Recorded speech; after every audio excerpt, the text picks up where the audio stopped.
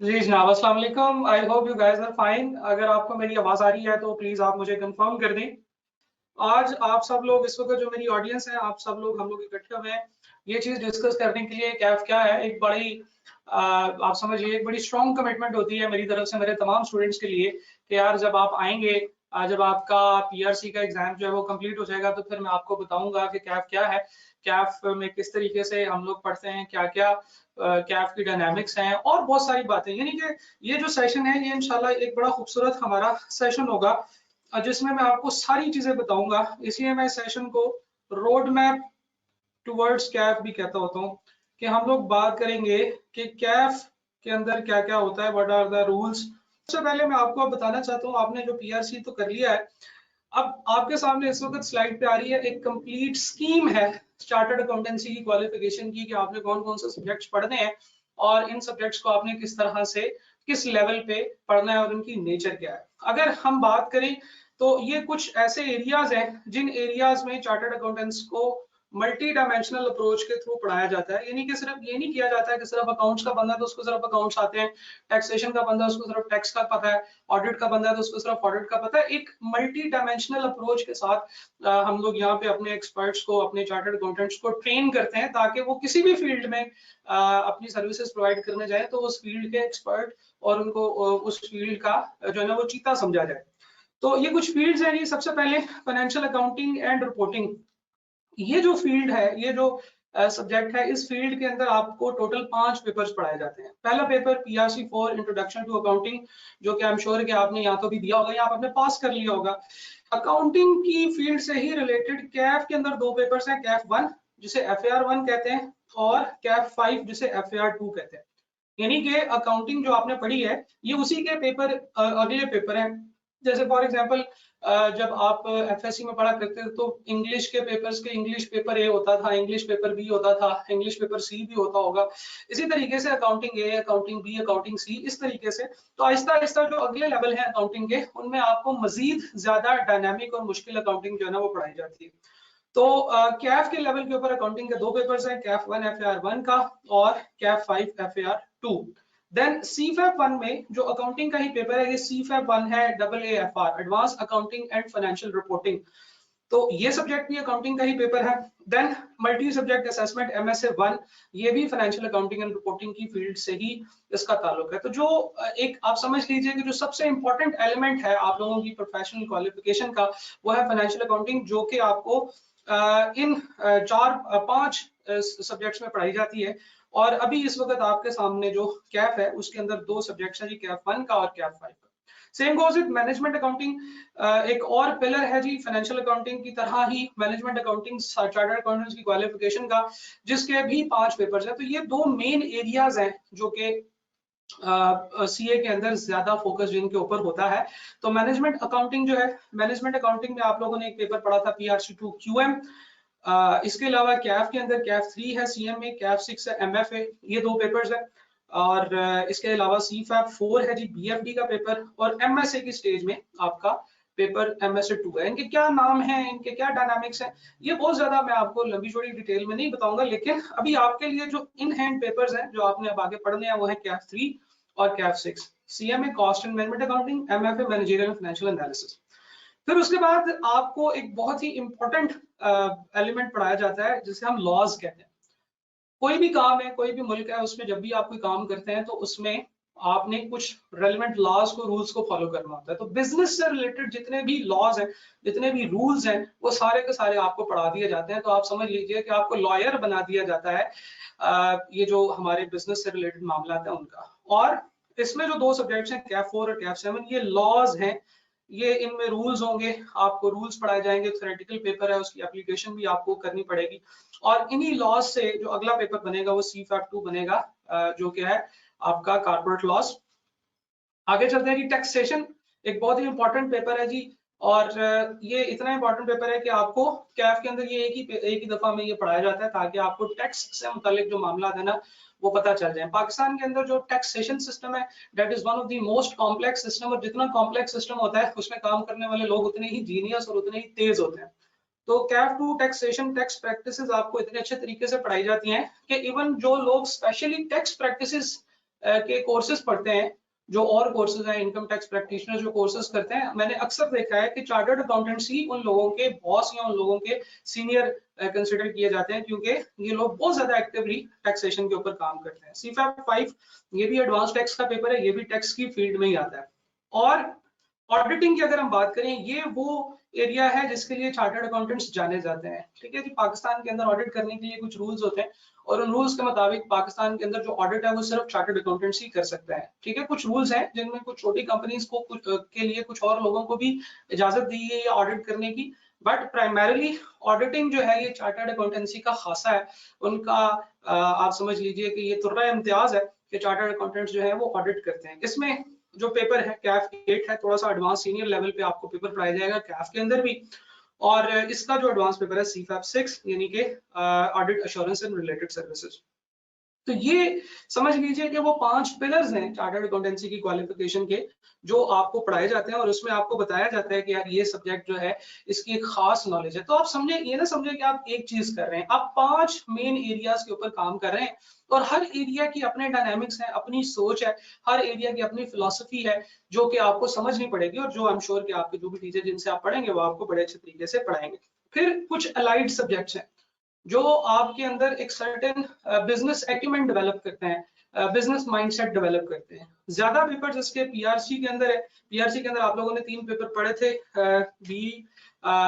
BCRW business communication and report writing का paper था, introduction to economics and finance था और इंट्रोडक्शन टू बिजनेस। कैफ के अंदर इसमें से कोई भी पेपर आपके लिए मौजूद नहीं है, क्योंकि कैफ में हैंड्स ऑन कोर्सेज के नाम से प्रैक्टिकल अप्रोच आपको डेवलप कराई जाती है। हैंड्स ऑन कोर्सेज के बारे में मैं बताता हूँ। लेकिन अलाइड सब्जेक्ट्स के अंदर जो इसी स्ट्रीम का जो चौथा पेपर है CFAP 3 strategic and performance management, ये बड़ा ही जबरदस्त, बड़ा खूबसूरत पेपर है और ये एक समझ लीजिए कि ये उन लोगों के लिए जो इंटेलेक्चुअली बड़े जबरदस्त हैं और बड़े अच्छे तरीके से उनका बिजनेस एक्यूमेंट डेवलप हुआ।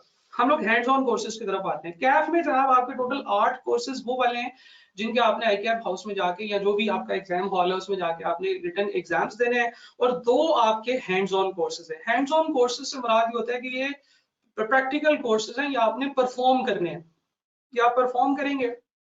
परफॉर्म करने के बाद जो आपका इंस्ट्रक्टर होगा वो आपको देखेगा और आपको उसमें मार्क्स देगा। तो ये 2 बड़े खूबसूरत कोर्सेज हैं। एक है जी PPE presentation and personal effectiveness का कोर्स है जी, और दूसरा है MS ऑफिस का।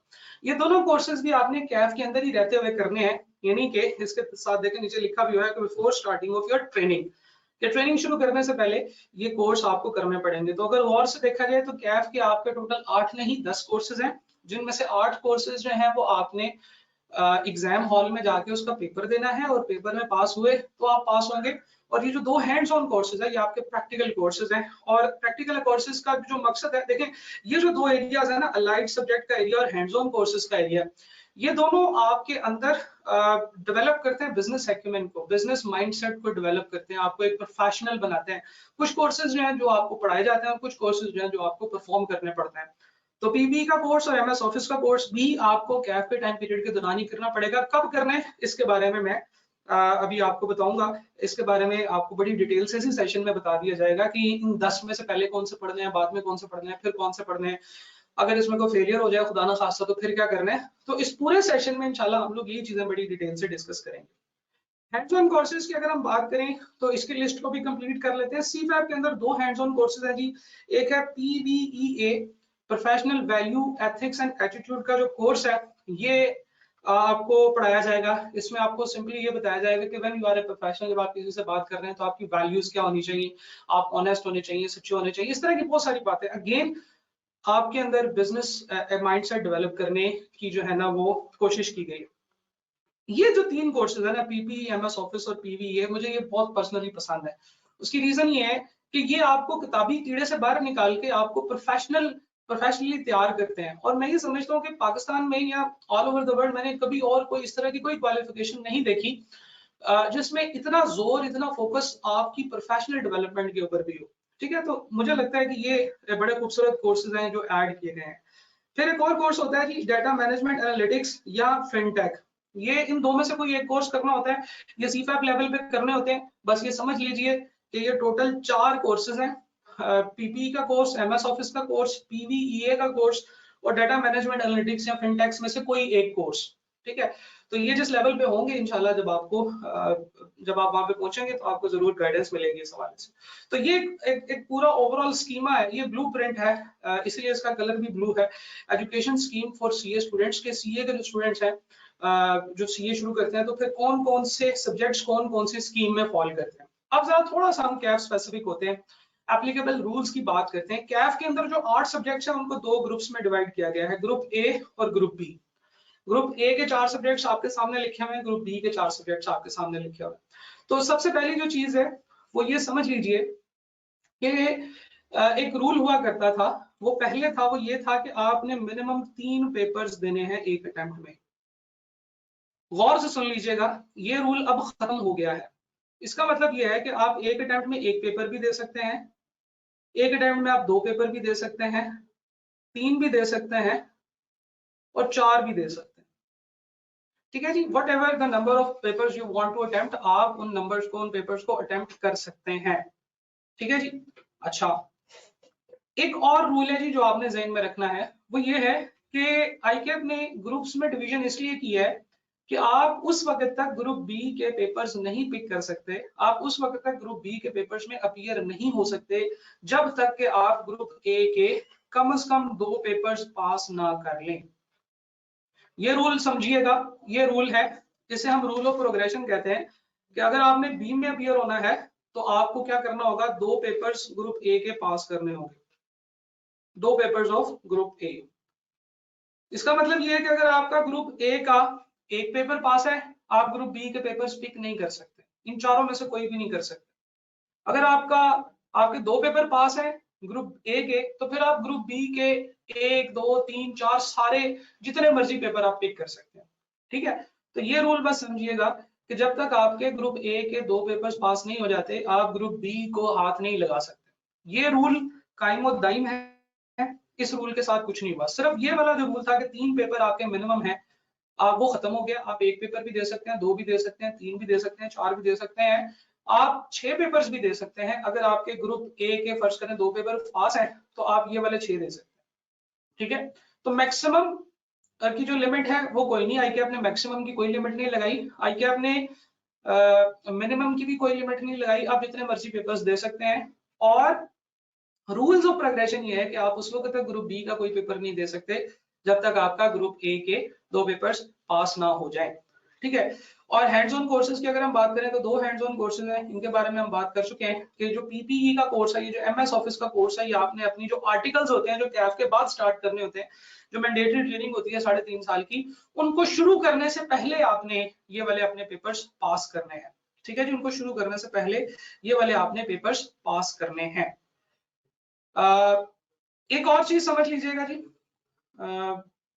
खैर वो अभी आप लोगों के लिए रेलेवेंट नहीं है, हम उससे डिस्कस ही नहीं करते हैं, क्योंकि अभी इस वक्त मेरे पास जो बच्चे उन्होंने अभी कैफ शुरू करना है, तो आप लोगों के लिए यही रूल है कि आपने पीपीई और एमएस ऑफिस आर्टिकल्स शुरू करने से पहले पास कर लेना, यानी कि विद इन योर कैफ आपने ये दोनों कोर्सेज भी पास करने हैं।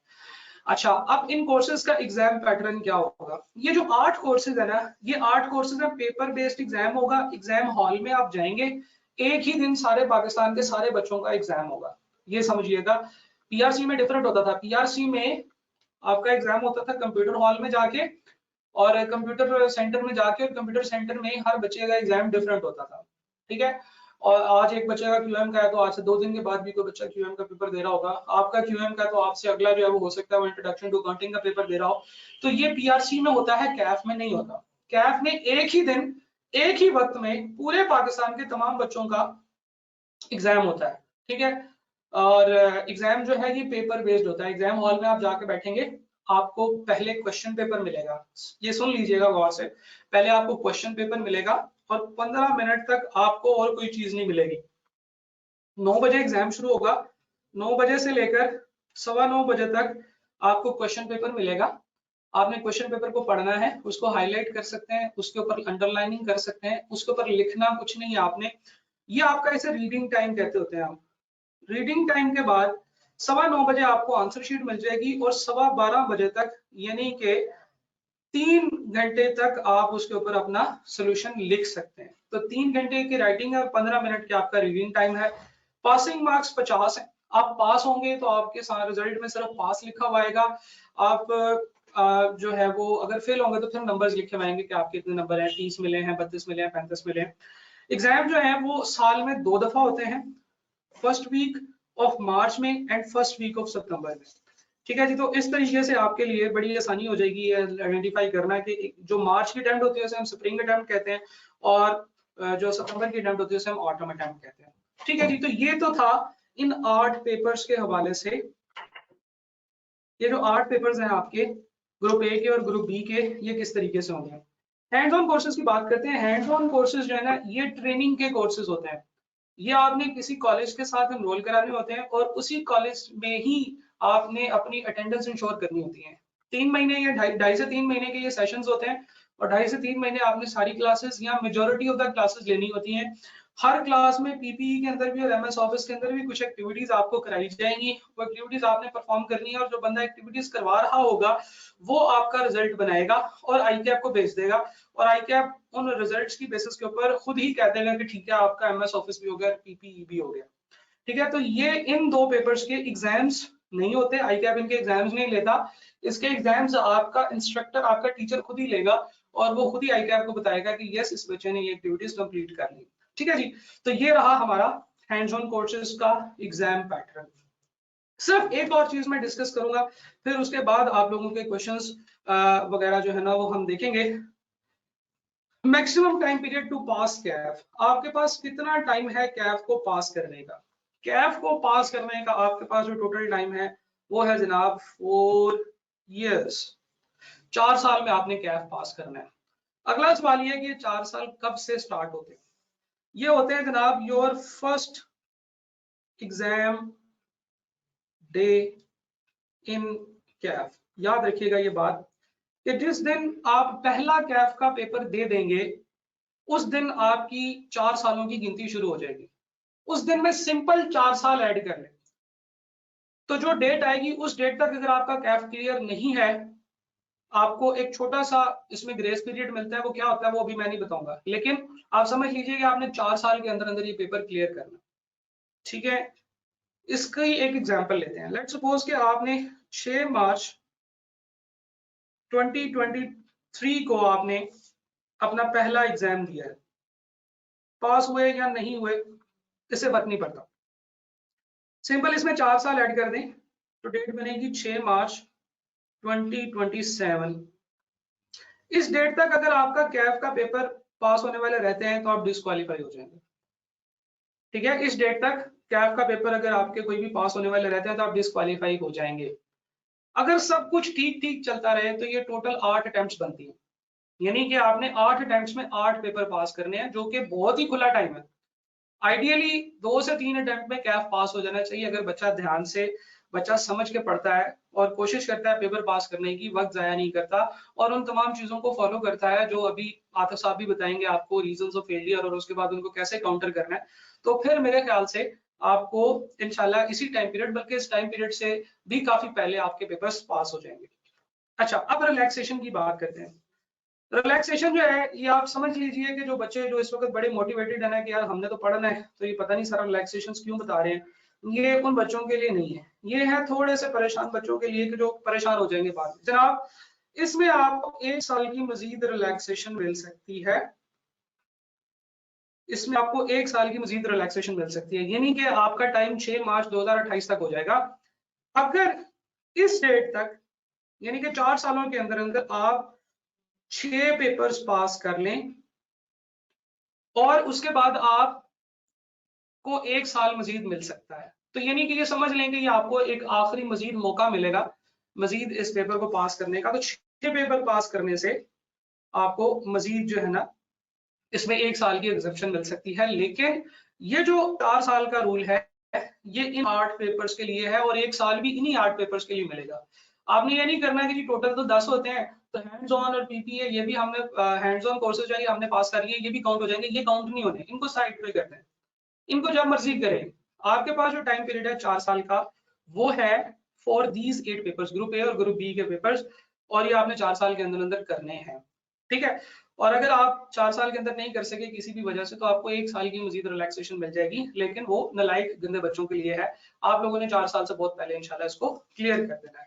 तो ये जनाब कुछ बेसिक रूल्स हैं कैफ के, जिसमें कहता होता है कि रूल्स ऑफ द गेम।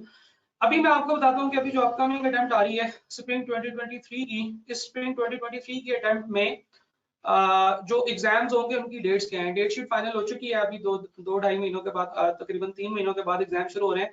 तो मंडे की 6 तारीख को, सॉरी मार्च की 6 तारीख को, यानी कि मंडे को पेपर होगा। अब ये जरा ये स्केड्यूल देखिएगा, एक दिन में एक पेपर होता है और उसी दिन सारे पाकिस्तान के तमाम बच्चों का पेपर होता है। ठीक है जी, उसी दिन सेम क्वेश्चन पेपर आता है। पीआरसी में तो आपने देखा था ना कि हर बच्चे के क्वेश्चंस डिफरेंट होते हैं, लेकिन एक ही क्वेश्चन पेपर होता है पूरे पाकिस्तान में। जगह जगह इनके एग्जाम हॉल्स बने होते हैं और हर एग्जाम हॉल में सेम क्वेश्चन पेपर 9 बजे बांट दिया जाता है। सुबह 9 से दोपहर 12 बजे तक एग्जाम होता है, 12:15 बजे तक। और उस दिन ये हर बच्चे का यही वाला एग्जाम होगा। फिर ट्यूसडे को कौन सा एग्जाम है? कैफ 4 का बिजनेस लॉ का। Wednesday Kaif 6 manager financial analysis. Thursday को सीफैप 3 सॉरी कैफ 3 का। और इस तरीके से ये स्केड्यूल आपके सामने बना हुआ है। तो ये जो डेट्स हैं ये इसी तरीके से हर दफा अनाउंस कर दी जाती हैं। और ये बड़े मजे का रूल होता है क्योंकि हर चीज बड़ी प्रॉपर्ली डिफाइंड आई कैप की तरफ से। आई कैप ने कहा है कि हर मार्च की पहली मंडे से एग्जाम शुरू हो जाएंगे और हर सितंबर की पहली मंडे से एग्जाम शुरू हो जाएंगे। तो हम इवन सितंबर की भी अटेम्प्ट निकाल सकते हैं कि अगर हम सितंबर का कैलेंडर निकालें और उसमें देखें पहला मंडे, तो पहला मंडे को कैफ 5 का पेपर होगा, ट्यूसडे को कैफ 4 का पेपर होगा, वेडनेसडे को कैफ 6 का पेपर होगा। तो इस तरीके से ये चीजें काफी इजी हैं अंडरस्टैंड करने की। और ये अगर तो कोई चेंजेस ना हो तो आई कैप इनको बिल्कुल इसी तरीके से फॉलो करता है। अच्छा, अब ये वाली सारी बातें मैंने आपके साथ शेयर कर दी हैं, आई एम श्योर कि आपको समझ आई होंगी। अब एक बड़ा ही इंपॉर्टेंट और बड़ी मजे की डिस्कशन जो है ना वो अब हम करने लगे हैं। वो ये है कि डिफरेंट टाइप के स्टूडेंट जो इस वक्त पीआरसी से फ्री हो रहे हैं, इनको आगे क्या करना चाहिए, कौन सी अटेम्प्ट में कौन से पेपर्स उठाने चाहिए, क्या उनके लिए ज्यादा बेहतर अप्रोच है।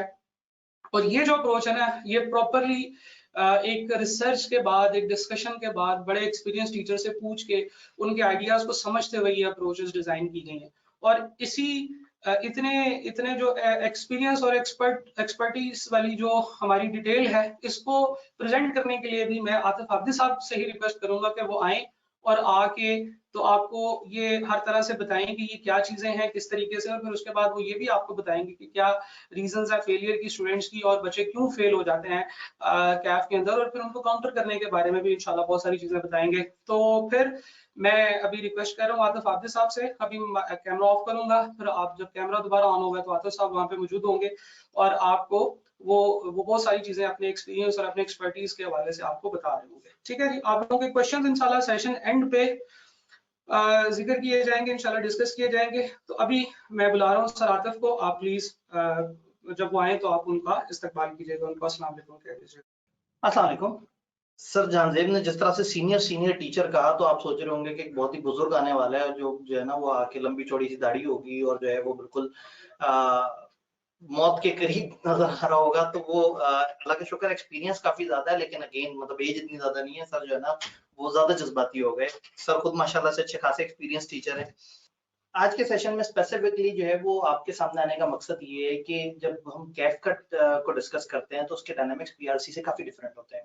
अब पीआरसी के टीचर्स आपको एक पैटर्न पे लेके चल रहे होते हैं जो पीआरसी के अंदर काफी ज्यादा इन होते हैं। जैसे सर जहांजेब इस वक्त पीआरसी के अंदर, तो ऑब्वियसली इन्होंने पूरे पाकिस्तान में धूम मचाई हुई है माशाल्लाह से। रिसेंटली भी बल्कि जो एएफसी की लास्ट अटेम्प्ट थी उसमें भी इनका एक मेरिट सर्टिफिकेट आया। इसी ईयर इनके इतने 100 ऑफ द स्टूडेंट्स पास हुए हैं पीआरसी में। तो ये पीआरसी में एक अच्छी बेस बनाते हैं, आपको कुछ टिप्स एंड टेक्निक्स देते हैं। देन आप जब कैफ में आते हैं तो कैफ में थोड़ा सा डायमेंशन डिफरेंट होती हैं, चीजें और तरह से चल रही होती हैं। तो मैंने सर से रिक्वेस्ट की कि अगर बीच में मुझे आप मौका दें तो मैं थोड़ा सा इन स्टूडेंट से कैफ के पॉइंट ऑफ व्यू से डिस्कस करूं, क्योंकि कैफ सीफैप इसके डायनामिक्स बड़े फर्क हो जाते हैं। छोटी छोटी सी चीजें हैं जो आपसे डिस्कस होने वाली हैं कि क्या मामला हैं, किस तरह से। तो कैफ के प्रॉब्लम उनको देखने से पहले हम ये देखेंगे कि अगर आपने आखिरी पीआरसी के पेपर्स दिए हैं एंड इंशाल्लाह ताला इफ यू विश, इंशाल्लाह ताला अगर आपको लग रहा है कि आप क्लियर होने वाले हैं, तो एक बड़ी अच्छी अप्रोच आपके लिए क्या हो सकती है। इस वक्त अगर आप दिसंबर एंड पे फ्री हैं तो आप इस चीज को कैसे अवेल कर सकते हैं। सीए में कैफ में एक कॉन्सेप्ट होता है फास्ट ट्रैक का। उसमें होता ही है कि एक स्टूडेंट जो दिसंबर के आसपास फ्री हुआ है, उसके पास जब 3 महीने आ जाते हैं अटेम्प्ट में, या समझे 2.5 महीने अटेम्प्ट में होते हैं, तो वो क्या करते हैं, वो कैफ के जो शुरू का ग्रुप है उसमें से 1 या 2 लाइट पेपर्स उठाते हैं। नॉर्मली हम एक सजेस्ट करते हैं, और कई दफा स्टूडेंट जो है वो 2 लाइट सब्जेक्ट्स भी उठा रहे होते हैं। वो सब्जेक्ट उठाते हैं, उसको कम टाइम में तैयार करके उसका पेपर देते हैं। जब आप 1.5-2 महीने में एक एग्जाम दे रहे होते हैं तैयारी करके, और आपने 3 पेपर नहीं पढ़ने होते, तो आपका सारा फोकस उस एक सब्जेक्ट पे होता है। हमने एम्पेरिकली ये देखा है कि जो फास्ट ट्रैक है उसका रिजल्ट नॉर्मल से बेहतर होता है, जरा ज्यादा अच्छा रिजल्ट होता है, उसकी परसेंटेज ज्यादा प्रीमियम होती है।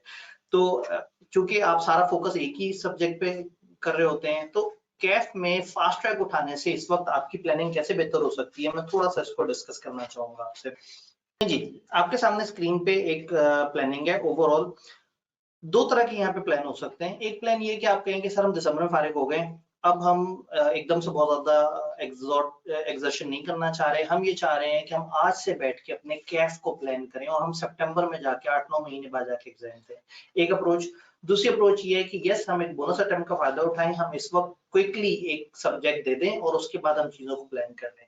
तो एक अप्रोच तो ये है कि यू डोंट अटेम्प्ट, आप सिरे से किसी भी किस्म की अटेम्प्ट की तरफ आ ही नहीं रहे, आप कह रहे हैं नहीं जी मैंने कोई अटेम्प्ट नहीं करनी। आपने ग्रुप ए के 4 पेपर उठा के एक गो में सितंबर में दे दिए। जब आज आप तैयारी कर रहे होंगे तो आपको लगेगा कि 4 पेपर दिए जा सकते हैं, बट फ्रेंकली स्पीकिंग आप अगर ये सोच रहे हैं कि मैं आज 4 पेपर उठा लूं, तो शायद कुछ अरसे बाद भी आपके उन 4 पेपर्स की बहुत अच्छी तैयारी नहीं हुई भी होगी। 4 पेपर्स को इकट्ठे उठाने से लोड ऑब्वियसली थोड़ा बढ़ जाता है, खासतौर पे जब आप पीआरसी के बाद आते हैं। तो एक अप्रोच ये है कि आपने इस आने वाली अटेम्प्ट मार्च 23 में कुछ नहीं किया, सुकून से बैठ के अपने जो है वो आपने ये फ्री टाइम गुजारा, 4 पेपर्स उठा लिए, थोड़ा थोड़ा सा पढ़ना शुरू कर दिया, और असल में पढ़ा आपने एक्चुअल में मार्च के बाद। और अगर आप ये अप्रोच करते हैं, आप ये 4 पेपर दे देते हैं, तो देन आपको अगली दफा फिर 4 पेपर ग्रुप बी के आप उठाते हैं, तो देयर इज चांस कि आप आज से 1 साल बाद, यानी कि ये अटेम्प्ट हम मार्च वाली निकाल दें, तो आप क्वालिफाई कर सकते हैं इंशाल्लाह के। बट अगेन 4 पेपर्स इकट्ठे पास होने की प्रोबेबिलिटी थोड़ी कम है, और खासतौर पे अगर आपने पीछे 4 पेपर पास किए होंगे तो फिर तो आप आगे 4 पेपर पास कर सकेंगे, आपके अंदर एक एनर्जी होगी। लेकिन अगर आपने पहले 4 में से ना पास किए तो फिर आपको आगे जाके भी प्रॉब्लम होगा। दूसरा एक रूल ये है कि कम से कम आपको ग्रुप ए के 2 पेपर पास करने होते हैं, देन आप ग्रुप बी में जा सकते हैं। तो कहीं पहली दफा आपने 4 पेपर उठाए और खुदा ना खास्ता आपका प्रोबेबिलिटी ऑफ सक्सेस कम हो गई और आपका 1 या 0 पेपर पास हुआ, तो आप ग्रुप बी को भी नहीं अप्रोच कर सकेंगे। तो एक सेफर ऑप्शन, वो हम उसको फर्स्ट ऑप्शन कहते हैं कि आप एक पेपर उठाएं। बिजनेस लॉ या टैक्स, ये ग्रुप ए के रिलेटिवली छोटे पेपर है। ग्रुप ए के अंदर जो है वो अकाउंटिंग काफी लंबा चौड़ा सा है, कॉस्ट अकाउंटिंग, अकाउंटिंग में आपने इंट्रो पढ़ी होती है, तो सम टाइम स्टूडेंट्स क्या करते हैं, FR1 का बैच उठा लेते हैं। ज्यादातर हम उन्हें सजेस्ट करते हैं कि बी लॉ फर्स्ट प्रेफरेंस है और सेकंड प्रेफरेंस है आपकी टैक्स। इन दो में से कोई भी सब्जेक्ट आप उठाएं, आप इसको कवर करें। आप अपनी मार्च की अटेम्प्ट में एक पेपर पास कर लें, देन उसके बाद आप 3 पेपर दे रहे होंगे। मजे की बात है कि जब आपने एक पेपर पास किया होगा तो उन 3 में से कोई एक पास होने से आप ग्रुप बी के लिए भी क्वालिफाई हो जाएंगे। उससे क्या होगा, आप अपना कॉम्बिनेशन ऑफ पेपर ज्यादा बेहतर तरीके से प्लान कर सकेंगे ऑनवर्ड्स। तो इसमें जो ग्रुप ए के 3 पेपर्स हैं ये आप देते हैं यहाँ पे, और देन अगर आप ये 3 पास कर लेते हैं तो यू हैव रेलेवेंट मोटिवेशन कि आप 4 पेपर इकट्ठे दे सकते हैं। इन सब में अगर मैं आपको बताऊं तो सबसे ज्यादा जो पास होने की प्रोबेबिलिटी है वो आपकी मार्च 23 के अंदर है, क्योंकि जब आप एक पेपर उठा के डेडिकेटेडली 2-2.5 महीने उस पेपर को दे रहे हैं, तो there are some very strong chances कि आप उस पेपर को टाइम से पास कर सकते हैं। फास्ट ट्रैक में नॉर्मली 70 to 80% रिजल्ट आता है, और रेगुलर अगर क्लास की बात करें तो उसमें 30 to 40% रिजल्ट आ रहा होता है। रीजन बीइंग कि आपके सामने एक सब्जेक्ट है और 2.5 महीने और आप सुबह के वक्त शाम के वक्त वही सब्जेक्ट पढ़ रहे हैं, उसी की तैयारी कर रहे हैं, उसी पे टाइम दे रहे हैं, तो इससे आपको बहुत ज्यादा लोड भी फील नहीं होता और आपके पास होने की जो प्रोबेबिलिटी है वो भी थोड़ी सी बढ़ जाती है। देन अगर आपका कोई फेल हो गए या आपका 1-2 पेपर पेंडिंग हो गए, तो फिर आप क्या करते हैं, आप पीछे वाले पेपर्स उठा के इसके साथ कंटिन्यू कर लेते हैं। अब अगर मैं थोड़ा सा प्लान इसको यहाँ पे थोड़ा सा कागज पे बनाने की कोशिश करूं, तो फॉर एग्जांपल आपने बी लॉ दिया, बी लॉ आपने फर्स्ट अप्रोच में दिया, देन अब जब आप 3 पेपर दे रहे होंगे तो दैट वुड बी आप FR1 का पेपर दे रहे होंगे, आप टैक्स का पेपर दे रहे होंगे और आप CMA का पेपर दे रहे होंगे। इंशाल्लाह अगर ये तीनों क्लियर हो जाएं तो जो हमारे लास्ट 4 पेपर हैं ग्रुप बी के, आप वो दे रहे होंगे। खुदा ना खास्ता इनमें से कोई एक आध पेपर रह जाता है किसी अटेम्प्ट में, तो आपने हमेशा कोशिश ये करनी है कि जो पीछे से पेपर रह गया आपने पहले वो चूज करना है, बाद में अगले पेपर की तरफ जाना है, क्योंकि हर अगला पेपर सीनियर और मैच्योर पेपर है और पिछले पेपर की बेस कवर करता है। जैसे अभी सर जहांजेब ने आपको बताया कि बेस बनी हुई है, हर एक स्ट्रीम बनी हुई है कि अकाउंटिंग की स्ट्रीम है, ये लॉ की स्ट्रीम है, ये फलाना स्ट्रीम है। तो जब आपका ग्रुप ए का उस लेवल का पेपर पास हुआ होगा तो आपके लिए ग्रुप बी में जाना थोड़ा सा ज्यादा आसान होगा। तो ये एक ओवरऑल अप्रोच है जो कि मैं सजेस्ट करूंगा कि दिस टाइम हाईली सजेस्टेड ये है कि आप फास्ट ट्रैक उठाएं और जल्दी से अपना एक पेपर कंफर्म कर लें और थोड़ा सा कैफ की पढ़ने की आपको आदत भी पड़ जाए और ये जो अगले 2-2.5 महीने ही आपके जाया ना हो, क्योंकि अगर आप आज सोचेंगे ना जी मैं 9 महीने बाद जो है ये पेपर दे रहा हूँ, तो टेक्निकली आप शुरू के 2-2.5 महीने सिर्फ ये सोचते रहेंगे कि जी मैं तो एक अजीम आदमी हूँ जो मैं 9-10 महीने पढ़ के पेपर दूंगा। इंतहाई खूबसूरत बात ये है कि आपके जहन में पढ़ाई का जो ख्याल आएगा ना वो अप्रैल में जाके आएगा, क्योंकि जब आप अपने इर्द गिर्द और लोगों को देख रहे होंगे, ये बच्चे भी पेपर से फारिग होंगे तो ये फेसबुक पे एक्टिविटीज चल रही होगी, आप इनको सपोर्ट कर रहे होंगे, इनके साथ हर एक्टिविटी में होंगे, तो ये एक ख्वाब वाली बात लगती है कि मैं 9-10 महीने पढ़ूंगा। इतना लंबा प्लान नॉर्मली एक स्टूडेंट जो पीआरसी का 1-1 महीने बाद पेपर देता हो उसके लिए ये 9-10 महीने का प्लान इतना वायबल नहीं लगता। हाँ, आप लोगों ने अभी 1-1 महीने के फासले से भी कुछ पेपर्स दिए हैं, तो इस वक्त आपके अंदर वो रेलिवेंट एनर्जी है, वो चार्ज है कि आप उठा के फास्ट ट्रैक के पेपर दे सकते हैं। थोड़ा सा आगे चलते हैं, इसके कुछ प्रॉब्लम्स वगैरह को डिस्कस करने की कोशिश करते हैं कि जब आप कैफ में आते हैं, ये तो मैंने आपको कह दिया कि आप कैफ के पेपर उठाएं, फास्ट ट्रैक में दें, लेकिन कैफ के अपने चैलेंजेस क्या है, थोड़ा सा उन चैलेंजेस पे बात कर लेते हैं। स्टूडेंट्स कैफ में फेल क्यों होते हैं, क्या ऐसी प्रॉब्लम्स हैं, क्या ऐसे इश्यूज हैं, कैफ में ऐसे क्या मसलो मसाइल हैं जिसकी वजह से लोग फेल हो जाते हैं। आपने पीआरसी भी तो दिया है और माशाल्लाह से बड़े अच्छे आपने पेपर दिए और अभी आप जो लास्ट अटेम्प्ट दिया है, आई एम वेरी कॉन्फिडेंट इंशाल्लाह कि आपने बड़ी अच्छी अटेम्प्ट दी होगी और मेजॉरिटी पेपर में 50% सुपर पास रेट भी है, लेकिन न्यूमेरिकल सब्जेक्ट्स में चैलेंज थोड़ा सा ज्यादा है। स्टेप बाय स्टेप छोटे छोटे से प्रॉब्लम देखते हैं, फिर आगे हम उनके सॉल्यूशंस पे बात करते हैं। मैंने रफ्तार थोड़ी सी स्लो कर दी है, लेकिन मैं थोड़ा सा इसको तेज पेस अप कर देता हूँ ताकि आप लोग जो है वो बहुत ज्यादा आवाजार होना ना शुरू हो जाए। स्टेप अप करते हैं। सबसे पहले सिलेक्टिव स्टडी। प्रॉब्लम ये है कि पीआरसी में एक एटीट्यूड डेवलप हो गया होता है। पीआरसी में आप कहते हैं चलो थोड़ा सा भी पढ़ लेंगे चल जाएगा काम, एमसीक्यूज आते हैं, ये चैप्टर छोड़ देते हैं। बहुत सारे जो है वो फनकार फेसबुक पर मौजूद होते हैं, हम उन्हें कहते हैं मैंने पीआरसी का पेपर देना, कहते हो यार पीआरसी कौन पढ़ के देता है, ये कर लो ये कर लो, ये चीज छोड़ देना, वो चैप्टर छोड़ देना, उसमें से 2 एमसीक्यूज आते हैं। तो इस तरह की वैरायटियां होती हैं और कई दफा क्या होता है क्योंकि रैंडमली आपका पेपर जनरेट होता है तो समटाइम्स दिस हैपन कि एक चैप्टर का सवाल ही ना है सर इसमें।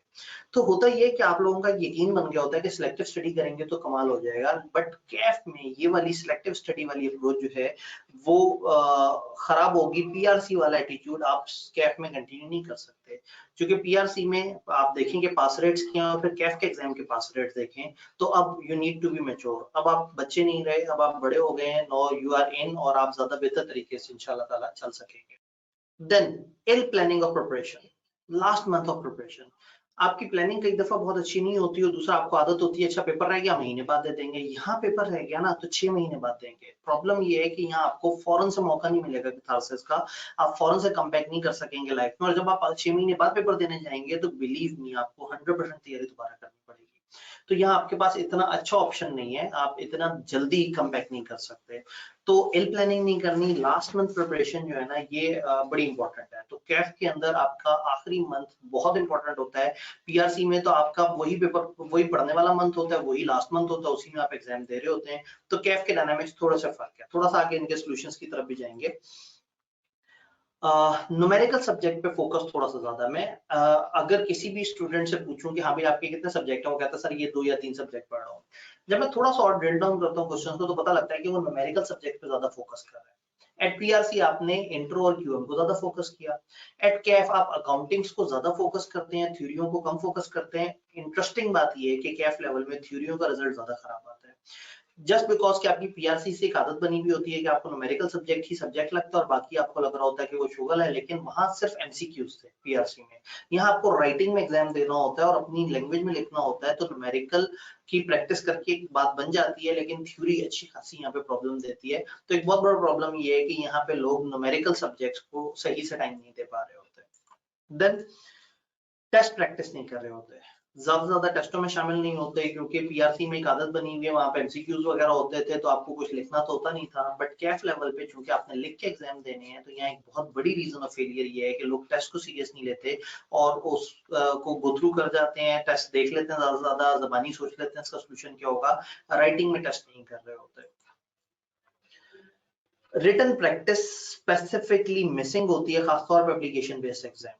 कुछ आपके एग्जाम्स होते हैं जो एप्लीकेशन बेस्ड होते हैं कि आपका एक सिनेरियो आया, फॉर एग्जांपल ऑडिट के अंदर, फॉर एग्जांपल बिजनेस लॉ के अंदर कुछ पोर्शन होता है कि आपको सिनेरियो आता है, सिचुएशन आती है, सिचुएशन को आपने देखना होता है, सिचुएशन पे तबसरा करना होता है और एंड पे अपना एक कंक्लूजन ड्रॉ करना होता है उसमें से। तो पॉइंट ये है कि आपको एप्लीकेशन बेस्ड एग्जाम देने के लिए बड़ी अच्छी एम्पल रिटन असेसमेंट चाहिए होती है, और चूंकि आप एमसीक्यू बेस्ड एग्जाम के आदी रहे होते हैं तो आप हल्का फुल्का प्रैक्टिस तो कर लेते हैं, लेकिन नीट लिखने की आदत नहीं होती, क्योंकि आपने तो एग्जाम में जाके क्लिक करने थे। यहाँ लिखना पड़ेगा, और जब लिखेंगे तो एग्जामिनर को अपनी राइटिंग से समझाना पड़ेगा कि क्या प्रॉब्लम है। आप कहेंगे सर तो डिमोटिवेट ही करते जा रहे हैं, आपको एक दफा प्रॉब्लम्स बताना बड़ा जरूरी है। झूठ बोल के एडमिशन देना मुनासिब नहीं है। इस टाइम पे अगर मैं आपको मोटिवेट करूं आए एडमिशन ले, आग लगा देंगे, मसले कोई नहीं, कैफ तो हलवा, ऐसा नहीं है। सच बोलना बड़ा जरूरी है। CAF is a bit trickier than PRC, but उनके लिए नहीं जो साथ साथ अच्छी प्रैक्टिस कर रहे होते हैं। कुछ ओवरऑल टिप्स एंड टेक्निक्स भी एंड पे हम शेयर कर रहे होंगे। Then every notes, handouts, practice material आप कंसल्ट करते हैं। कई दफा क्या होता है कि आप एक तैयारी कर रहे हैं, आपको किसी ने फेसबुक पे कहो यार ये वाले नोट्स देखें, आपने वो भी उठा के डाउनलोड कर लिए। फिर कोई कहता है फलाना टीचर की किताब देखिए, आप वो भी उठा के डाउनलोड कर लेते हैं। फलाना चीज देखिए, तो होता ये है कि लास्ट मंथ में आपके पास एक फोल्डर होता है जिसमें 6 टीचर्स की किताबें मौजूद होती हैं, 4 सीनियर्स के मटेरियल मौजूद होता है, 3 दोस्तों के जो रजिस्टर है उनकी फोटोकॉपी आपने कराई हुई होती है, और उसके बाद आप सोच रहे होते हैं कि इनमें से मैंने पढ़ना है क्या है। और ये सब देखते देखते आपका टीचर जो आपको क्लास में पढ़ाने की कोशिश कर रहा था, चाहे वो ऑनलाइन क्लास थी, चाहे वो फिजिकल क्लास थी, आपने उसको तो इग्नोर कर दिया, क्योंकि आप देख रहे थे कि फेसबुक पे क्या चल रहा है। अब फेसबुक पे लोगों ने अपनी अपनी मार्केटिंग में अपना डाटा शेयर किया, और हुआ ये कि आप जो कि रेलेवेंट ऑडियंस नहीं थे, आपने खामखा वो डाटा उठा लिया। तो कई दफा इतना जंक इकट्ठा हो जाता है कि स्टूडेंट फिर उसको सही से प्लान नहीं कर पाता। सोल्यूशंस की तरफ हम आएंगे। देन हर किसी से सजेशन नहीं लेनी। प्रॉब्लम ये है कि आप कैफ के उन बच्चों से भी पूछना शुरू कर देते हैं जो बार बार फेल हो रहे हैं, और उनसे भी पूछना शुरू कर देते हैं जो कि एक्स्ट्रा ऑर्डिनरी ज़हीन होते हैं। ऐसा नहीं है, आपको हर किसी से पूछने की जरूरत नहीं है। मैं हमेशा आपको सजेस्ट करूंगा, एवरी टाइम आपको सजेस्ट करूंगा कि सीए में जब मशवरा लेना है आप टीचर से मशवरा लें। टीचर्स जो कि जानते हैं, डायनामिक समझते हैं, उनको पता है कि एक हल्का स्टूडेंट किस तरह से चीजों को लेके चल सकता है, जज्बाती स्टूडेंट किस तरह से लेके चल सकता है। तो आपने टीचर से मशवरा लेना है। आपने कोशिश करना है कि आप बिला वजह ये आदत मत रखें कि हर किसी से पूछना और हर एडवाइस पे चल रहे हैं। कुछ प्रॉब्लम्स ऐसे हैं जो अभी हम यहाँ पे उस तरह से डिस्कस नहीं कर सकते, that is subject specific problem. Her subject के अपने डायनामिक्स हैं, हर सब्जेक्ट के अपने मसलो मसाइल हैं। मतलब बिजनेस लॉ के अपने इश्यूज होंगे, तो ऑडिट के अपने इश्यूज होंगे, तो कॉस्ट अकाउंटिंग की अपने डायनामिक्स होंगे। ये सब्जेक्ट वाइज इशू नॉर्मली हर टीचर अपनी ओरिएंटेशन में बताता है। जैसे भी मैंने फास्ट ट्रैक आपको कहा, तो फास्ट ट्रैक में बिजनेस लॉ के अंदर ओरिएंटेशन में मैं और इसी तरह से सर फारूक जो है वो टैक्स के अंदर अपनी ओरिएंटेशन में, और डिफरेंट टीचर जो फास्ट ट्रैक दे रहे होते हैं वो अपनी ओरिएंटेशन में बताते हैं सब्जेक्ट के मसले के हैं। तो आपको किसी भी सब्जेक्ट के अगर मसले देखने हैं तो वो उस सब्जेक्ट का स्पेसिफिक व्यू है। बट अगेन कैफ क्यों फेल होता है, उस इस वजह से कि उसमें वो रेलेवेंट सब्जेक्ट जो है ना, आप उसको नहीं समझ पा रहे होते। हर सब्जेक्ट की नेचर और नीड समझना बड़ा जरूरी है। माइंडसेट बड़ा जरूरी है। कुछ रट्टा बेस्ड पेपर्स हैं, कुछ में खुद से लिखना है, कुछ न्यूमेरिक पेपर है। हर किसी की अपनी अपनी चीजें हैं। एप्लीकेशन बेस्ड सवाल कैसे करना है, नॉलेज बेस्ड सवाल कैसे करना है, तो कुछ सब्जेक्ट स्पेसिफिक इश्यूज भी हैं। Then under performance on exam day. बहुत अच्छी तैयारी है, सारा कुछ है, पेपर में पैनिक कर गए। पेपर से पिछली रात नींद पूरी नहीं ली, पेपर में स्ट्रेस हो रहा था, पसीने आ रहे थे बार बार, आपको मुस्तकबिल की फिक्र सताई जा रही थी। पेपर वाले दिन बैठ के आप अचानक सोच रहे थे कि अगर कंप्यूटर्स ने ऑडिट करना शुरू कर दिया और हमारी फील्ड को टेक ओवर कर लिया तो हम क्या करेंगे। कई दफा क्या होता है कि आप एग्जाम के दिन या उससे आसपास एकदम से पैनिक कर जाते हैं। हम अपने कोर्सेज में कोशिश करते हैं कि लास्ट मंथ और खासतौर पे लास्ट वीक को कैसे प्लान करना है उसके बारे में गाइड करें कि आपने क्या करना है। हम व्हाट्सएप ग्रुप में साथ साथ वॉइस नोट्स पे भी समझा रहे होते हैं कि देखिए आपने पैनिक नहीं करना, पेपर के करीब ये नहीं करना। इवन मैं अपने हर लाइव सेशन में भी पिछले 1 महीने से सबको कह रहा हूँ कि एनड्यूडी आप बाहर मत निकले, मौसम अचानक से बदला है, बाहर एनवायरमेंटल इश्यूज हैं, कोशिश करें अपने आप को महफूज रखें, आप बीमार ना हो जाए। तो इस तरह की छोटी छोटी चीजें जो है वो फिर आपको गाइड की जाती हैं। और देन सबसे बड़ा इशू सबसे एंड पे हमने लिखा है ताकि मैं उसको रीइंफोर्स ज्यादा कर सकूं, नॉट सिलेक्टिंग पेपर्स इंटेलिजेंटली। कई दफा क्या होता है कि पीआरसी में इंट्रो आपके लिए बड़ा मुश्किल पेपर था, और आप कहते हैं अच्छा जी कोई बात नहीं, मैं फास्ट ट्रैक में FR1 उठाऊंगा। अगर वो आपके लिए मुश्किल पेपर था तो फास्ट ट्रैक के लिए एक अच्छा पेपर नहीं है। हाँ, अगर इंट्रो आपको बहुत अच्छा लगता था तो यस, FR1 चाहे बड़ा पेपर आप फास्ट ट्रैक में शायद उठा सकते हैं, आप उसमें टीचर के साथ चल सकते हैं। इल प्लानिंग नहीं करनी, गलत पेपर से पहले गलत पेपर नहीं उठाना। फॉर एग्जांपल MFA के अंदर कॉस्ट की बेस इस्तेमाल हो रही होती है, तो MFA कॉस्ट से पहले नहीं उठाना चाहिए। FR2 के लिए FR1 की बेस इस्तेमाल हो रही होती है। ऑडिट के लिए आपको FR1 FR2 इन दोनों की बेस होनी जरूरी है। तो कुछ पेपर्स ऐसे हैं जिनके पीछे आपको एक बेसिक पेपर पता होना चाहिए कि कौन सा है।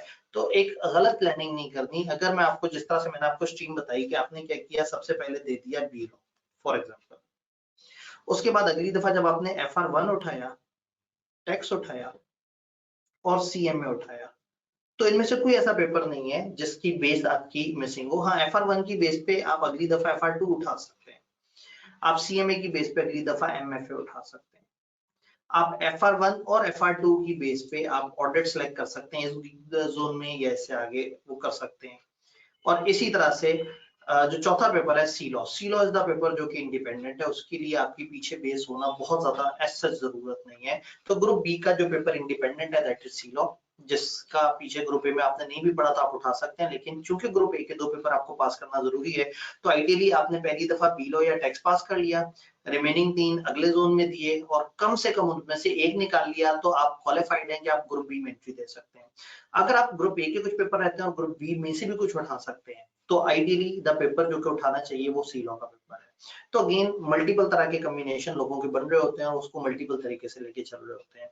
तो इंटेलिजेंटली पेपर प्लानिंग करनी है। उसमें जो फर्स्ट स्टेप है वो ये है कि हमें फास्ट ट्रैक लेना है या नहीं लेना। अगर आपको लगता है कि आप एक बहुत सुस्त आदमी है, अगर आपको लगता है आप मेहनत नहीं कर सकेंगे, आप डेली का रूटीन नहीं लेके चल सकेंगे, आपको भी कैफ से बहुत डर लग रहा है, आप जिंदगी जीना चाहते हैं, 2 महीने के लिए घूमना फिरना चाहते हैं, तो ठीक है, मत पेपर उठाएं। क्योंकि अगर आप पेपर उठा रहे हैं तो उसकी चैलेंजेस आपको पता होने चाहिए। कोई भी पेपर उठाएं तो उसकी ओरिएंटेशन वहाँ पे नियर पीयर पे ऑलरेडी रिकॉर्डेड फॉर्म में मौजूद है। कम से कम ओरिएंटेशन उठा के ना उसमें एक सवाल, जैसे मैंने स्टूडेंट से पहले पूछा कि क्या आप तैयार हैं, फिर मैंने उनको सारे फैक्ट्स बताए हैं कि उनको कितना पढ़ना होगा, फिर मैंने उनसे दोबारा पूछा कि आप तैयार हैं। तो वो ओरिएंटेशंस भी आपको रेलेवेंट ओरिएंटेशंस गाइड कर रही होंगी कि क्या चीज किस तरह से। प्रॉब्लम हमने देखे, जल्दी से जरा इनके सॉल्यूशंस की तरफ जाते हैं, इससे पहले कि आप लोग बहुत ज्यादा बोर हो जाएं। हमने सिलेक्टिव स्टडी कहा था कि एक प्रॉब्लम है, सॉल्यूशन क्या है, आपने हमेशा कंप्लीट टॉपिक्स करने हैं, सिलेक्टिव स्टडी नहीं करनी। Problem was ill planning preparation. आप डेली बेसिस पे पढ़ रहे होंगे, मैं फास्ट ट्रैक में हर जगह आपको हमेशा बता रहा हूँ कि जो डेली पढ़ता है वो सुकून में रहता है। यानी इसके बारे में एक कोटेशन यहाँ पे हमने डाली है, 1 hour पर subject per day keep the failure away. अगर आप फास्ट ट्रैक नहीं कर रहे रेगुलर, तो 3 सब्जेक्ट है तो 3 आवर्स आर एनफ। जो डेली पढ़ता है वो कम पढ़ता है और जो डेली नहीं पढ़ता उसको बहुत ज्यादा पढ़ना पड़ता है। तो ये हमारी एक अंडरस्टैंडिंग है। देन हम कह रहे हैं लास्ट मंथ में आपने रिवीजन प्लान करनी है। हम रिवीजन प्लान करने में आपको हेल्प करेंगे, हम आपको लास्ट मंथ कुछ अच्छी रिवीजन प्रोवाइड करेंगे जिससे आप कम टाइम में ज्यादा। फॉर एग्जांपल मैं अपने फास्ट ट्रैक में पहले लोगों को एक डेली प्लान देता हूँ 30 दिन का, और फिर उसके बाद एंड पे उनको रिवीजन दे रहा होता हूँ कि अब आपने हर दिन नहीं पढ़ना, अब आपने 1 घंटे की वीडियो में पूरा चैप्टर रिवाइज कर लिया करना है। तो लास्ट मंथ की रिवीजन आपको अक्सर कोर्सेज में नजर आएंगी, वो आपको काफी हेल्प कर रही होंगी। देन हमने कहा कि आप न्यूमेरिकल सब्जेक्ट्स जो है उसको ज्यादा टाइम दे रहे होते हैं, तो सजेशन ऑब्वियसली जो प्रॉब्लम था उसकी सजेशन ऑपोजिट ही होगी कि अब आपने application conceptual theoretical based exam को भी देखना है, उनकी डायमेंशन, उनकी फिलॉसफी उसको समझना है, उसके मुताबिक चीजों को लेके चलना है। देन टेस्ट प्रैक्टिस में पार्टिसिपेट ना करने वाली बात गलत थी, आपको ज्यादा से ज्यादा टेस्ट में पार्टिसिपेट करना है। चूंकि मैं इस वक्त नियर पीयर के से पोर्टल से आपसे ओरिएंटेशन में मुखातिब हूँ, एट नियर पीयर आपको हर सब्जेक्ट में टेस्टिंग मिलती है। हर सब्जेक्ट जिसमें आप एनरोल करवाते हैं, फास्ट ट्रैक में आपको फास्ट बेसिस पे टेस्टिंग मिलती है, अदरवाइज आपको हर सब्जेक्ट में 10 से 12 टेस्ट मिलते हैं, जिसमें आपको वो चेक होके वापस मिलते हैं ऑनलाइन तरीके से, आप उसको सबमिट करवाते हैं और साथ साथ आपकी तैयारी चलती है। तो at near peer for every admission आपको अलग से टेस्ट सेशन में एनरोल होने की जरूरत नहीं, आपकी ऑटोमेटिकली एक वीकली असेसमेंट हो रही होती है बड़ी मजेदार तरीके से। देन जिस तरह से हमने ऊपर एक की रूल बताया, यहाँ पे भी if you wait until you are ready you will never get started. जो इंतजार करता है वो बस इंतजार ही करता रह जाता है, जो सोचता है वो बस सोचता रहता है। मतलब अगर आप सुबह के वक्त जो है वो अपने लिहाफ से बाहर निकलते हुए सोच रहे हैं कि जी सुबह के इस वक्त 7 बज रहे हैं, इस वक्त मैं इंतहाई अजीम आदमी हूँ और मैं शायद अपने सारे दोस्तों में वाहिद आदमी हूँ जो लिहाफ से निकल के आज काम के बारे में सोच रहा है, जब घड़ी देखेंगे तो 7:30 हो चुके होंगे। फिर आप दोबारा से सोचेंगे कि देखा 7:30 भी हो गए तो ऐसा क्या है, अभी देखना मैं लिहाज से बाहर निकलूंगा और पढ़ाई शुरू हो जाएगी और बाकी मेरे जैसे अजीम लोग दुनिया में आना ही बंद हो गए और सोच रहे हैं मैं फेसबुक पे भी पोस्ट लगाऊं, अपनी रजाई की तस्वीर खींचूं, कहूं बड़ा मुश्किल था इससे निकलना। घड़ी दोबारा देखी 8:15 हो रहे थे। तो इंटरेस्टिंगली आप 3 घंटे तक सोचते रहेंगे और उसके बाद सोचेंगे कि आज तो इतना सोच लिया, कल से पढ़ाई शुरू करेंगे। ये जो कल से पक्का पढ़ेंगे वाला काम है ना, वो कल अगले दिन भी उससे अगले दिन के कल पे आती है। तो अगर आप रेडी नहीं है, अगर आप शुरू नहीं कर रहे तो फिर आप शुरू कर ही नहीं सकेंगे। तो सोचना नहीं है, बस अमली जामा पहना देना उसे, ज्यादा से ज्यादा आपने इन होना है और आग लगा देनी। सारे नोट्स हैंडआउट्स इसको नहीं फॉलो करना, अपने टीचर के ऊपर जरूर, टीचर बड़ी के यहाँ पे वर्ड इस्तेमाल किए हैं क्योंकि ऑनलाइन एजुकेशन में कई दफा टीचर इतना फ्रैंक होता है आपके साथ, आपको इतना हेल्प कर रहा होता है, हर स्टेप पे हेल्प कर रहा होता है। अपने टीचर पे ट्रस्ट करें। और मजे की बात है कि एट नियर पियर आपको टीचर्स भी वो मिले हैं जो कि अल्हम्दुलिल्लाह मतलब एक अच्छी लेगेसी है। नियर पियर पे इतने सारे मेरिट सर्टिफिकेट्स आ चुके हैं अल्हम्दुलिल्लाह। इवन जो 2 सब्जेक्ट हम आपको फास्ट ट्रैक में कह रहे हैं, उन दोनों सब्जेक्ट्स में रेलेवेंट टीचर के साल पहले इसी फास्ट ट्रैक में मेरिट सर्टिफिकेट आए हैं स्टूडेंट्स के। तो अल्हम्दुलिल्लाह टीचर्स बड़े कॉम्पिटेंट हैं और बड़े अच्छे तरीके से गाइड करते हैं। लेकिन अगर आप हर वक्त यही सोचते रहेंगे नहीं जी फेसबुक पे फलाना पोस्ट में लिखा था, फलाना में लिखा था, कॉलेजेस की मार्केटिंग के चक्कर में कहीं अपना नुकसान ना कर बैठे, तो मत रिलाई करें, अपने टीचर पे ट्रस्ट करें। पहले टाइम लेंगे डिसाइड करने में मैं कौन सा कोर्स उठाऊं, but when you are inside a course आप टीचर को जरूर फॉलो करें। देन हर किसी से सजेशन लेना बंद कर दें। कोशिश करें कि पढ़े लिखे लोगों से, उस फील्ड के मैच्योर लोगों से पूछें, रादर देन के फेसबुक पे अचानक से किसी भी नए बंदे ने एक नया फेक अकाउंट बनाया और आपने उस फेक अकाउंट को देख के फॉलो करना शुरू कर दिया। ये काम ना करें। कुछ प्रॉब्लम जो इससे पिछली स्लाइड पे भी बताए थे, इल प्लानिंग, सब्जेक्ट सिलेक्शन वगैरह, वक्त कम है तो मैं थोड़ा सा उसको समेट देता हूँ, मैं नेक्स्ट स्लाइड पे नहीं जाता। आप सारी चीजों को थोड़ा सा थॉट अपॉन प्रोसेस से गुजारें। यानी कि अगर मैं आपको याद कराऊं तो मैंने एक स्लाइड आपको दिखाई थी, दैट वाज कि आपने किस तरह से प्लान करना है। वो स्लाइड से पहले हम एक आखिरी जो हमारी कोटेशन में हो गई, every big decisional disaster came from taking too many suggestions and combining them at one place। कमाल बात हो गई, आपने अलग अलग चीजें पकड़ी, एक बाल्टी में डाली और गोल गोल घुमाया और आपने का खाना तैयार। ऑब्वियसली खाना इस तरह से तैयार नहीं होता, हर किसी की अपनी डायनामिक्स है, हर किसी की अपनी। तो आपने एक डिसीजन यहाँ से पकड़ा, एक सजेशन वहां से पकड़ी, एक वहां से पकड़ी, सबको रख के एक रजिस्टर पे लिख लिया और कहा मैं सबको फॉलो करूंगा। एक बहुत लाइक बच्चा था, बहुत इंटेलिजेंट था, उसने आपसे कहा दिन में आधा घंटा पढ़ना होता है, बाकी वीडियो गेम खेलनी होती है। एक बहुत नालायक बच्चा था लेकिन मेहनती बहुत था, उसने आपसे कहा 10 घंटे पढ़ना होता है। अब ये दोनों चीजें एक जगह इकट्ठी कैसे फॉलो करें? तो ऐसा मत करें, टू मच सजेशन मत लें, अपने टीचर को फॉलो करें, जो वो बताए आप उसके मुताबिक चलें। यकीन माने सीए में टीचर्स आपको बड़ा हेल्प करते हैं और अल्हम्दुलिल्लाह सीए कम्युनिटी में हर तरफ बहुत अच्छे टीचर्स मौजूद हैं जो स्टूडेंट्स को बहुत ज्यादा गाइड करते हैं। तो टीचर की जरूर सुने। देन अगेन मैंने आपसे कहा कि मैं आपको दोबारा याद कराऊंगा कि जो हम लोगों ने डिस्कशन की थी कि आइडियली आपको इस तरीके से प्लान करना चाहिए। इस वक्त आपके लिए बहुत आइडियल है कि आप फास्ट ट्रैक उठाएं और आप मार्च की अटेम्प्ट में जो है वो पेपर दे दें एक, ताकि उसके बाद आप अगली 2 अटेम्प्ट यानी कि अगले 1 साल में अपना कैफ क्लियर कर सकें। एक अटेम्प्ट हमने यहाँ खाली छोड़ दी है, गैप दिखाया है कि हो सकता है कि अगर आपका खुदा ना खास्ता एक आध पेपर रह जाए किसी वजह से, तो वो यहाँ पे प्लान हो जाए। इस दौरान आपके हैंड्स ऑन कोर्सेज वगैरह भी होते हैं, उसकी प्लानिंग भी हम आपको सेपरेटली साथ साथ बताते रहते हैं। आइडियली आप फास्ट ट्रैक दें और फास्ट ट्रैक देते साथ ही आप हैंड ऑन कोर्स में से कोई एक कोर्स पकड़ लें। फास्ट ट्रैक आप मार्च में दे रहे होंगे, आप फौरन से कोर्स उठा लें, वो कोर्स आपका चलते चलते जून में खत्म होगा। मीनवाइल आपकी अप्रैल से क्लासेस शुरू हो जाएंगी, तो वो शुरू के 1-1.5 महीने बहुत ज्यादा बर्डन नहीं होता, तो आप उस दौरान अपना एक हैंड्स ऑन कोर्स कवर कर लेंगे। सेम गोज विद 6 महीने बाद आप अगला हैंड्स ऑन कोर्स भी उठा सकते हैं। तो इसमें जो एमएस ऑफिस है वो हो सकता है ऑनलाइन, जो पीपीई है वो अभी करंटली ऑनलाइन की ऑप्शन नहीं है, लेकिन हमें लग रहा है कि शायद कुछ अरसे में वो ऑनलाइन की तरफ आए।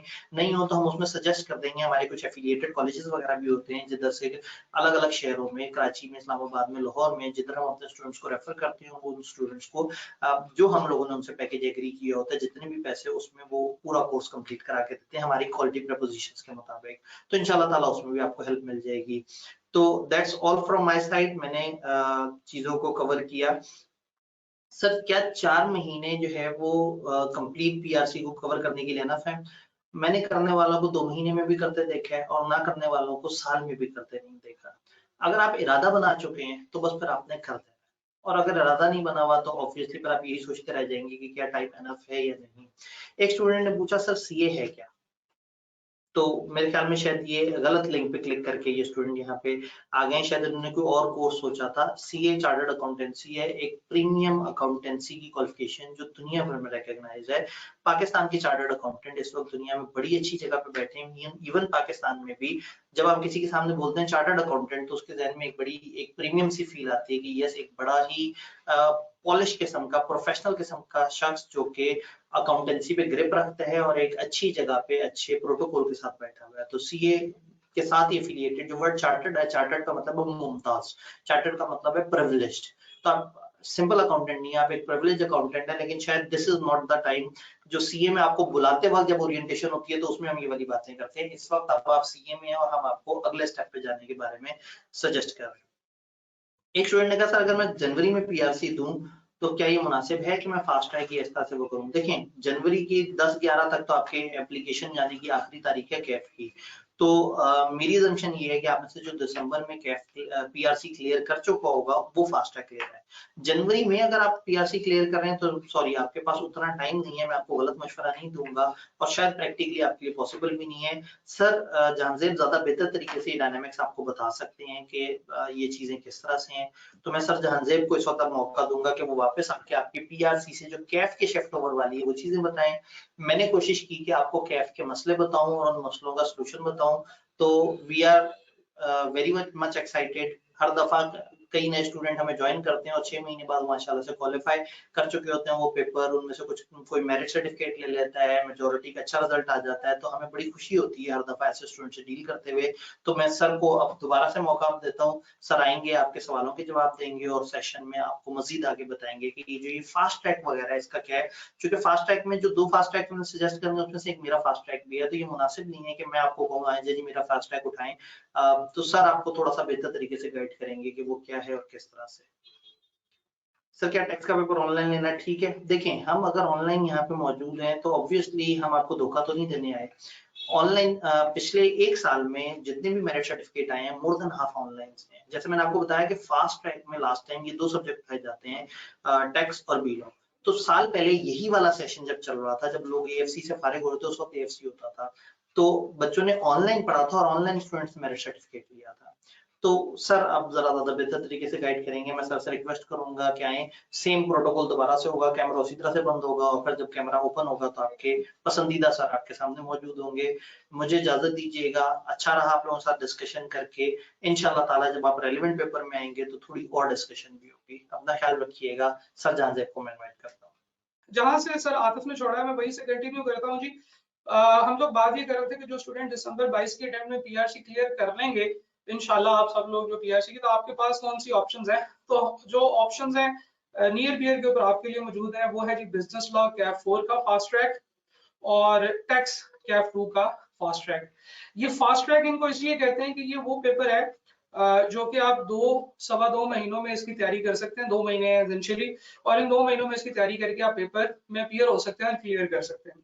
अच्छा, इसकी कैलकुलेशन में मैं एक चीज शेयर करना चाहता हूँ। नॉर्मली आइडियली ये कहा जाता है कि जनाब जो 6 महीनों की जो अटेम्प्ट है उसके अंदर आप 3 पेपर्स लें और उनको पढ़ें। ठीक है जी। तो अगर हम 6 महीनों की अटेम्प्ट्स में 3 पेपर्स पढ़ रहे हैं तो इसका ये मतलब है कि हमारे पास एक्चुअली में 2 मंथ्स पर पेपर है। ठीक है, अगर हम मतलब न्यूमेरिकली देखें तो कहने का मतलब ये है कि ये कोई ऐसी मुश्किल चीज नहीं है। वो सिर्फ ये है कि जब आप 1 घंटा एक सब्जेक्ट को 6 महीने पढ़ते हैं तो उसकी बजाय आप इसी एक सब्जेक्ट को 2 से 3 घंटे पढ़ेंगे तो आपका एक पेपर जो है वो क्लियर हो जाएगा। तो आपके पास जो 2 ऑप्शंस मौजूद हैं, ये दोनों ऑप्शंस जो हैं ये बड़ी जबरदस्त ऑप्शंस हैं, अवार्ड विनिंग ऑप्शंस हैं।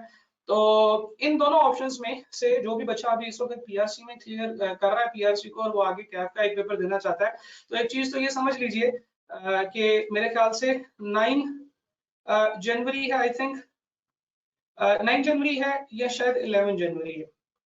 इन दोनों में से कोई एक डेट है जी, अभी मैं कंफर्म करके आपको बता देता हूँ। ये डेट ध्यान में रखें कि जैसे ही आप लोगों का रिजल्ट आएगा आपने इस डेट तक आपने अप्लाई कर देना है आई कैप के अंदर फॉर योर कैफ पेपर। तो एक तो ये ना हो कि आप एडमिशन करा लें, आप क्लासेस पढ़ना शुरू करें और आपको भूल जाए कि आपने एडमिशन अभी भिजवाना है। जो पेपर अपीयर करना होता है ना उस पेपर की फीस भिजवानी होती है। ये मेरे ख्याल से 5,300 रुपए फीस होती है जो आई कैप में पेपर अपीयर करने की फीस देनी होती है। एक बच्चे ने मुझसे, जो पीआरसी का स्टूडेंट था, उसने ये भी पूछा कि सर जी वो क्या अब कैफ में दोबारा से रजिस्ट्रेशन करानी पड़ेगी जैसे पीआरसी में करवाई थी? तो ऐसा नहीं है, आप आईकेएफ के स्टूडेंट के तौर पर रजिस्टर हो चुके हैं। आपने अब जो जो पेपर देना है, आपने सिर्फ उस पेपर की फीस जमा करानी है, ठीक है? तो ये ज़हन में रखिएगा, ये मैं अप्रोक्सीमेट बता रहा हूँ, ये दोनों बातें आपको। एक 9 जनवरी, ये 11 जनवरी में से कोई एक डेट है, और एक 5,300 रुपए की अमाउंट है जो आपने देनी है, और आपने एनरोल करा लेना है। अब जो फास्ट ट्रैक के जो 2 ऑप्शंस अवेलेबल हैं आपके पास, उसमें एक तो फास्ट ट्रैक का ये कोर्स है, सरातुल फादली साहब का ही कोर्स नियर पीयर के ऊपर मौजूद है। एक बड़ा खूबसूरत, बड़ा कॉम्प्रिहेंसिव कोर्स है जो स्पेसिफिकली बच्चों के लिए डिजाइन किया गया है, जो कि इस वक्त फास्ट ट्रैक में पढ़ना चाहते हैं।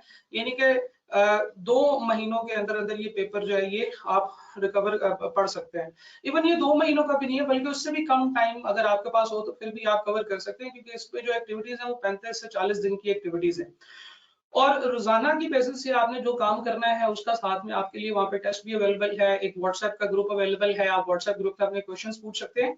और बिजनेस लॉ का जो सब्जेक्ट है, ये खास तौर पे इसलिए भी बहुत ज्यादा मौजू है कि ये एक रिलेटिवली छोटा पेपर है, ठीक है? इसमें जो टॉपिक्स हैं, जो कॉन्सेप्ट्स हैं, वो इजीली इतने टाइम पीरियड में कवर किए जा सकते हैं। तो बजाय इसके कि आप पीआरसी आपने क्लियर किया, आप बड़े अच्छे तरीके से पीछे से आ रहे थे, दिसंबर में आपने एग्जाम दिया, और फिर आप अपनी स्टडी को, अपनी परफॉर्मेंस को, और अपनी जो आपकी जो रेगुलरिटी बनी है उसको ब्रेक लगा दें, आप उसको उसी मोड में चलने दें, थोड़ा सा उसको अगला गियर लगाएं अपनी तैयारी को, अपनी प्रिपरेशन को, तो आप बहुत इजीली बिजनेस लॉ का कोर्स जो है वो क्लियर कर सकते हैं, ठीक है जी? और मैं इसमें इसको इस तरीके से समझता हूँ कि देखें, हर साल में एक ही दफा ऐसे होता है कि ये फास्ट ट्रैक का जो कोर्स है ना, ये ऑफर किया जाता है, और उसमें ज्यादा बच्चे होते हैं, और वो अब है। तो मतलब आप समझ लीजिए कि बिल्कुल इससे एग्जैक्टली जो पीछे वाला सेशन था फास्ट ट्रैक का, उसमें स्टूडेंट का मेरिट सर्टिफिकेट भी आया था, ठीक है? आतिफ साहब तो कह रहे थे ना कि 1 साल पहले की बात है, लेकिन मैं इसको ये समझता हूँ कि ये इतनी इसी साल मेरिट सर्टिफिकेट आया था। और ये जो सेशन है, ये अब दोबारा से उन्हीं बच्चों के लिए अवेलेबल है जो पहले बच्चे, पहले जैसे निचले लेवल से कैफ में जो बच्चे एंटर हो रहे थे, तो उन्होंने आते साथ ही ये बिजनेस लॉ का कोर्स लिया, और उसमें एक स्टूडेंट का मेरिट सर्टिफिकेट आया, जो बिल्कुल रीसेंट मेरिट सर्टिफिकेट आप समझ लीजिए कि फास्ट ट्रैक के हवाले से आया था। वो आतिफ हाफिज साहब के इसी कोर्स का आया था। इसी कोर्स को आप लोगों के लिए डिजाइन किया गया है, कस्टमाइज्ड वीडियो लेक्चर्स हैं, आपके साथ लाइव सेशंस होंगे, आपको कोर्स कवरेज प्लान दिया जाएगा। ये सबसे इंपॉर्टेंट और बड़ी वैल्यूएबल चीज है कि आप किसी भी दिन ज्वाइन करें, आपका उसी दिन से आपका कोर्स शेड्यूल स्टार्ट होता है, और आपको बताया जाएगा कि आज आपने क्या करना है, कल क्या करना है, परसों क्या करना है। और अगर फर्ज करेंगे बीच में एक आध दिन आपका मिस भी हो जाता है, तो ऐसी प्रॉब्लम नहीं है कि आपको ये परेशानी होगी कि जनाब ये तो मेरा तो कोर्स रह गया, तो मैं क्लास से पीछे रह गया। आपने अपनी तरतीब से चलना है, और आपने अपने हिसाब से चलना है। व्हाट्सएप ग्रुप होगा जी, आपके वीकली टेस्ट है, वीकली टेस्ट में थोड़ी सी करेक्शन मैंने कर दी है, 5 वीकली टेस्ट होंगे जी, फाइनल एक मॉक भी है जो इसके अंदर ही शामिल है। तो बड़ा कॉम्प्रिहेंसिव टेस्ट सेशन भी आपका इसी कोर्स के अंदर मौजूद है। एफएक्यूज की वीडियोस भी हैं, जो बच्चे जो सवाल अक्सर पूछते हैं, बच्चों को जहाँ पे कंफ्यूजन आती है, वो वाली सारी बातें भी यहाँ पे मौजूद है। मेरिट सर्टिफिकेट विनिंग कोर्स आप लोगों के लिए अवेलेबल है, एंड आई एम श्योर कि अगर आप इसको सही तरीके से करें by following the guidance of sir Atif Hafiz, तो इंशाल्लाह you will be the next merit certificate holder. Similarly एक और कोर्स है जी, कैफ टू टैक्सेशन। तो आपको जो 2 ऑप्शंस हमने बताई हैं, उन दोनों ऑप्शंस में बजाय इसके कि आपको परेशान करें कि आप आगे क्या करें, तो आपको एक फर्दर यहाँ पे प्लान दिया गया है। कैफ टू टैक्स प्रैक्टिसेस का जो कोर्स है सर फारूक हमजद का रिसेंट लेटेस्ट अपडेटेड कोर्स जो है ये नियर पीयर पे मौजूद है। आप इन दोनों में से कोई भी एक कोर्स ले सकते हैं, दोनों भी ले सकते हैं, लेकिन वो आपके लिए एक लॉन्ग शॉट हो जाएगी। तो आपने उन्हीं रूल्स को फॉलो करना है जो सर आतिफ ने आपको बताए हैं। 100% शॉर्टेड कंटेंट है, फोकस्ड कंटेंट है। इनकम टैक्स के न्यूमेरिकल्स और सेल टैक्स के न्यूमेरिकल्स बहुत ज्यादा बेतहाशा कराए गए हैं। सर फारूक इस वक्त इनकी जो पास पेपर की जो बुक है, जो सीए नोट्स पब्लिकेशन के पैनल से हम लोगों ने इशू की है, ये सबसे ज्यादा न्यूमेरिकल्स इसमें मौजूद है। पिछली 20-22 अटेम्प्ट्स के न्यूमेरिकल्स मौजूद है, वो सारे सर ने खुद अपने हाथों से अपडेट किए हुए हैं, जो कि क्योंकि वैसे तो भी तो आप लोग टैक्स में नए हैं, इसलिए शायद आपको पता ना हो कि इसका क्या मतलब है, लेकिन ये बहुत बड़ी वैल्यूएबल चीज है। इनके अलावा कोई भी और टीचर इस वक्त इतने अपडेटेड न्यूमेरिकल्स के साथ पूरे पाकिस्तान में नहीं है, ठीक है? डेडिकेटेड व्हाट्सएप ग्रुप होगा, टेस्ट सेशंस होंगे, तो ये ऑप्शन भी आपके लिए अवेलेबल है।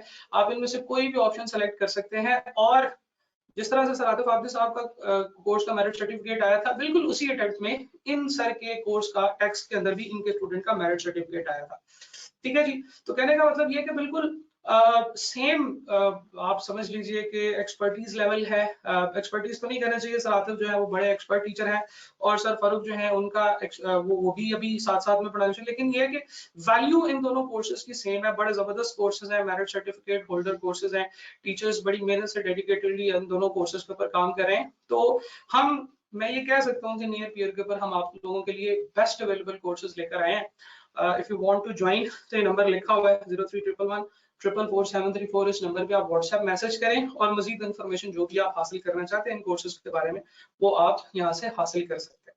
ठीक है जी, तो ये दो फास्ट ट्रैक कोर्सेज हैं, इन दोनों में से जो भी कोर्स आप लेना चाहें आप ले सकते हैं। अब जनाब आप लोगों के सवाल हैं और मेरे जवाबात हैं, आपके जो भी क्वेश्चंस हैं यू कैन आस्क, आपके क्वेश्चंस आप होंगे तो हम इंशाल्लाह उसकी डिस्कशन करेंगे। आप सब लोगों को जो है वो best of luck for your results. अल्लाह करे आप सब लोग अपने अपने एग्जाम्स में कामयाब हो जाएं और आगे जो भी आपने प्लानिंग करनी है, जैसे आतिफ साहब ने कहा कि सोच समझ के डिटेल से एक डिसीजन लेना है और उस डिसीजन के बाद उस डिसीजन पे कायम रहना है। फिर रोजाना आपको जो है ना वो डिफरेंट थॉट्स नहीं आने चाहिए कि यार ये करना था कि नहीं करना था। तो इस तरह की चीजें हैं जी। आप सब लोगों का बहुत बहुत शुक्रिया, थैंक यू वेरी मच। मेरी तरफ से अल्लाह हाफिज।